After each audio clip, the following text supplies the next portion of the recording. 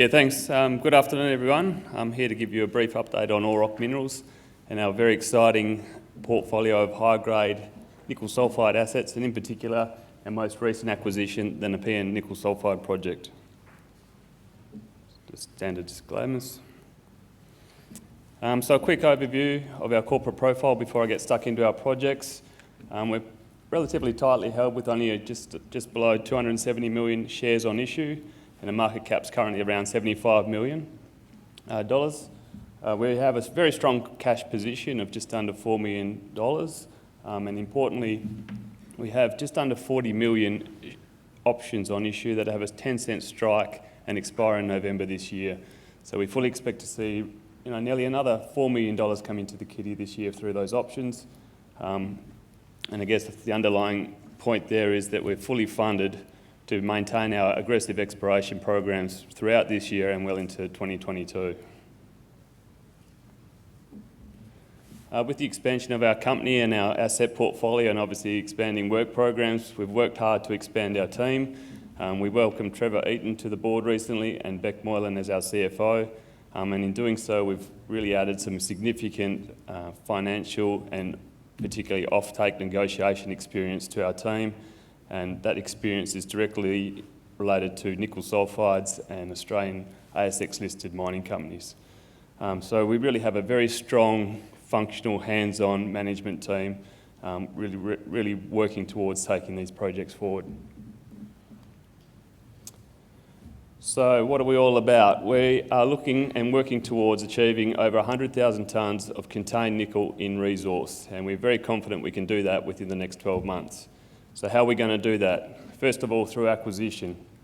We have a set of three very carefully selected nickel sulphide assets, which through a strict selection criteria, all located in a very well-endowed regional nickel sulphide belt.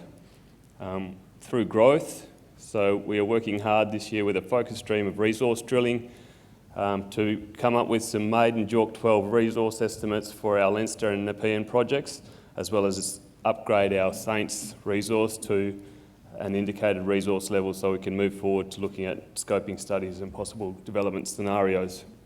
So speaking of development, we're looking forward to that development phase and taking advantage of the strong infrastructure and in particular the processing capacity within the region.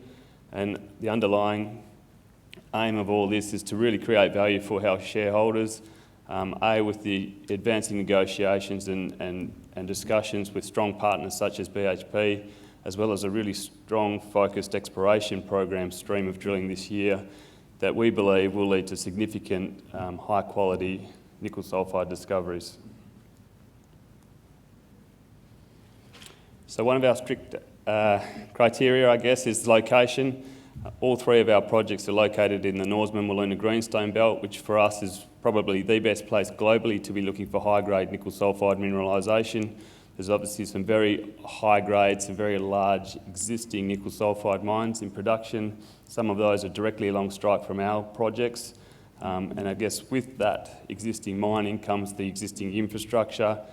We have 5 processing plants, all within trucking distance of all three of our projects. Our projects have great access via the highways and in close proximity to the regional mining centre of Kalgoorlie, which obviously supplies the support for mining and exploration throughout the region, and that's where our base office and core yard facilities are located. And I guess more importantly, this Norseman-Wiluna Greenstone Belt, there's still enormous exploration potential with kilometres and kilometres of untested strike of ultramafic stratigraphy and or geophysical anomalies. But the majority of that hasn't seen a lot of modern day exploration. So really strong potential for new nickel sulphide and significant new nickel sulphide discoveries. So this is just a quick snapshot of our base metals portfolio in Australia, and in particularly our Western Australian nickel sulphide assets, the Nepean, Leinster and Saints projects. And this table really does outline that strict criteria that we use for acquisition. So all three, as I said, are located in the Norseman-Wiluna Greenstone Belt. All three are Kambalda style komatiitic nickel sulphide mineralisation. All three have existing high-grade resources, albeit that the Nepean and Leinster are historic chalk 4 estimates. And as you can see there, all three have exciting, shallow, thick, high-grade nickel sulphide drilling intercepts, which really highlight the potential that we have to step off from the existing mineralisation, those existing resources, along strike and down plunge, and really build on those resources.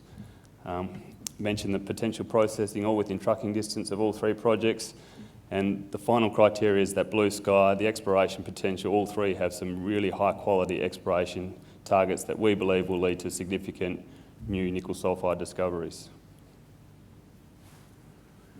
So looking first at our most recent acquisition, the Nepean nickel sulphide project. The Nepean nickel mine itself, quite an iconic nickel mine, being the second operating nickel mine in Australia, producing over 33,000 tonnes of contained nickel at an average recovered grade of nearly 3%, so very high grade, between 1970 and 1987, when the nickel price dropped to only 4,000 US a tonne. In 2008, there was a historic remnant resource calculated, which you can see there on the right-hand side. So the red and the green are Sills 2 and Sills 3, the two main lenses of massive nickel sulphide mineralisation. But what really drew us to this is the high potential to build on that existing remnant resource, both along strike and at depth. So just to add some colour around that, these are two comparative long sections of Nepean with Flying Fox. So the Nepean mine at its deepest reaches roughly 500 metres below surface. There's cross-cutting pegmatite veins all through the mining area, but certainly they hit a large pegmatite vein below the existing workings and effectively stopped everything. And that for us drew the immediate analogy to Flying Fox. So Auroch mined about 8,000 tonnes of nickel from Flying Fox, and again hit that underlying flat granite sill or pegmatite vein. Pegmatite sill there, if you like, and stopped. So Western Areas picked up Flying Fox in 2003, and through drilling and geophysics and some downhole EM, really worked out where the continuation was of that nickel sulphide mineralisation. And you can see by this slide, they're now well over 1,200 metres deep and have since mined over 100,000 tonnes of nickel, and they're still going. So it really highlights for us the real potential of Nepean to expand on the current resource and really grow that resource to be something quite significant. So currently we are about 2/3 of the way through a 3,500 metre RC drilling program at Nepean. We've completed 10 near mine shallow holes, and the aim of that drilling there was really to fill this gap here. It's about a 200 metre gap between the remnant mining, so that crown pillar there you can see in red, that's Sill 2, and some drilling that intersected a very high grade, very shallow nickel sulphide mineralisation here in 2008. So we've put a few fences through this area here. The first 6 holes we've received results for, which we announced on Monday, and you can see by those results there, you know, some fantastic shallow high grade hits up to 5.6% nickel and 0.5% copper. So we've successfully pushed that Sill 3 right the way through that gap, and it also extended Sill 2. So the result of that effectively is we have 2 lenses of very high grade nickel sulphide mineralisation extending the full length of over 500 metres of strike. Each lens is averaging 3 to 6 metres thick and less than 100 metres from surface. So that in itself presents a case for a potential open pit scenario, high grade shallow open pit scenario that could really generate some significant cash flow and early cash flow. We have several results for the other 4 holes drilled there that are pending, and we'll due to receive them in the next 1 to 2 weeks. So now the rest of that program, we've turned our focus to the 10 kilometres of strike. So we have well over 10 kilometres there of ultramafic stratigraphy and or geophysical anomalies that extend right through our tenure, the whole length of our tenure, and the vast majority of that has never even seen a drill hole. So we're pretty excited by the potential here, particularly some of those high potential mag anomalies that you can see on that map there. That's where we're drilling now, and really I think we will see some significant new nickel sulphide discoveries along strike from Nepean. As I mentioned, we are working towards later this year towards a maiden JORC 12 resource estimate to be completed at Nepean. And we also have here some pretty significant gold and lithium potential throughout that tenure. But we will explore that potential, but using specialist contractors to do that work, so our main team stays focused on our nickel sulphide exploration. So moving on to the Leinster project, and again we have that great combination of existing high-grade shallow nickel sulphide mineralisation, massive nickel sulphides, combined with some really high potential, high-quality greenfields targets such as Valdez, Sinclair North and Firefly. So late last year we did a drilling program at the Horn and really confirmed very thick, very high-grade nickel copper sulphides, quite homogeneous ore as you can see there in the photo, and that's extending well over 500 metres of strike there at the Horn, at less than 150 metres from surface. But what we got really excited about, I guess, from the results from that program and the subsequent downhole EM surveying that we did, is that the mineralisation there really is well defined by the mag anomalies. You can see there the mineralisation basically mirrors that red contour around the mag high. So what that does is really opens up the strike. You can see here we've got another 4 or 5 of those mag highs to the northwest along strike, and another 2 or 3 to the southeast along strike, and most of those have never even seen a drill hole. So real potential there to perhaps find another 1, 2 or 5 horns along there and really have something quite special.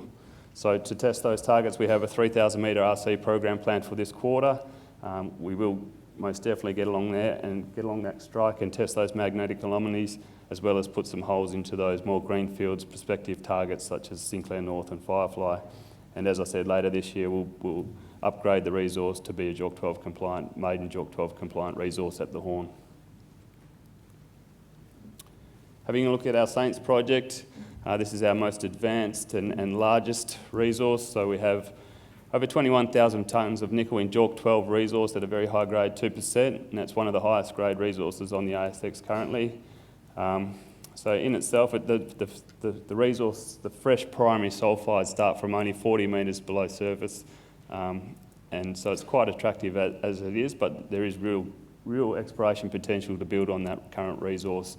The main game there is to find that main feeder channel, that main lava channel, where if you have a look at the schematic cross-section of a Kambalda-style komatitic nickel sulphide deposit, it's all about finding that main channel where you'll find the thickest and the highest grade nickel sulphides. Oops, sorry. And that really, that is the real potential to add significant tonnes and grade quite quickly to the resource and really build on that resource. So it's a case of really systematically exploring through the potential channels which we've identified in the hope of vectoring in on that feeder channel, and that's currently what we've planned with 2,000 metres planned for this quarter. Starting next quarter though, we'll have quite a significant resource drill out and infill program where we will look to advance the Saints resource to at least an indicated level and form the base for subsequent scoping studies as we look forward towards possible development and production scenarios.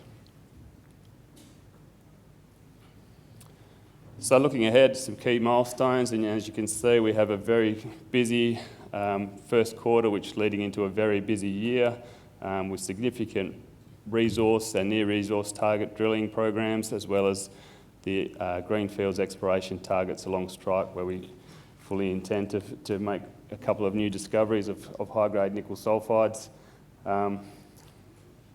In amongst all that, obviously, we do downhole EM and some very high-powered moving loop ground EM. The geophysics has come a long way in the last 5 to 10 years, certainly compared to 15 to 20 years ago. It's chalk and cheese, so we intend to use that modern techniques and really focus in and vector in on some conductive high-grade massive sulphides. As I said, we're working towards maiden JORC 12 resources at both Leinster and Nepean, and advancing our Saints resource to indicated levels. And we look forward to continuing our discussions and negotiations for toll treating and possible offtake agreements as well. As I said, we've really expanded the management team with CFO and a new non-exec director, and as part of that and part of the expanding work programs, we're looking forward to expanding our exploration team we're currently looking for another 3 geologists as well. So, quite a significant work program. We're basically drilling non-stop for the next 12 months, and with that, we really hope that we'll have some significant positive news flow throughout the next 12 months. So just quickly, obviously we're very bullish on the nickel price. We've seen the nickel price come up significantly, sitting at well over $18,000 US dollars a tonne currently, and forecast to still climb. But really it's about the EV disruption on the longer term nickel price.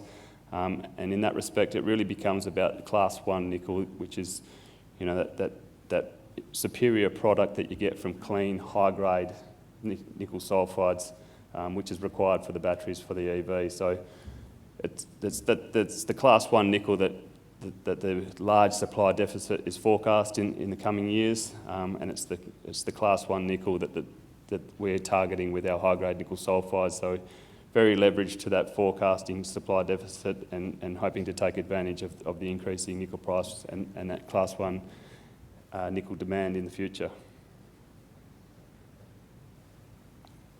So that's a quick brief summary of Auroch Minerals. Thanks very much for coming today. We have a booth out in the main foyer. I think it's number 89, so please come and see us if you have any more questions and have a chat with us. Thanks very much.